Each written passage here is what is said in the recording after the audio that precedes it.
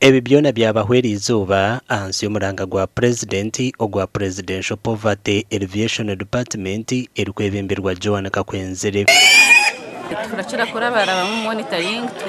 monitoring team ha village, twine monitoring team eraruga office,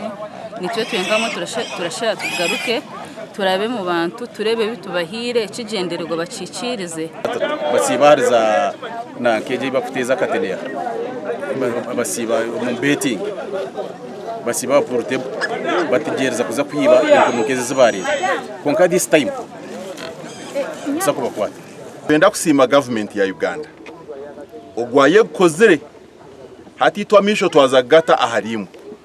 ebintu ebimbe babireta obabereta nebyitu noba no huroko muntu akorana kujya tente za Museveni ente niyo bagiretire nyabo nasebo. Amezi make nyuma abatora bari kuhingura mu 13 bagatunga empunu ku rugo office ya mukuru w'ihanga aho bamwe bazugurize mbweno barabwirwa gwa hamuhero barababigurize one next time tibashe kuba ba beneficiaries ninga tibarashire kugera ki kuganyirwamo because main reason yiti tibagihicirize then tuteho measures bumwe acigaruzeho tumute mu mbuga z'amateka acigaruzeho tucihe oracibasa ningo orasa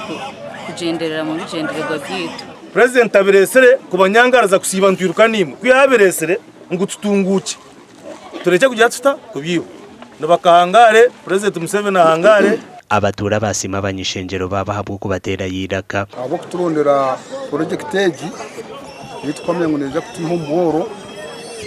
kandi akaruru kwitikerebwa ngo karafiyosha kiza kubongera n'ichange kindi muri Sheema district office ya mukuru w'ihanga ansi ya Poverty Alleviation Department erikwebemberwa Joan Kakwenzire bakatoranamo Karera Rwamujojo hamwe na Rushozi zone ziri kushango muri municipality okuba modo villages.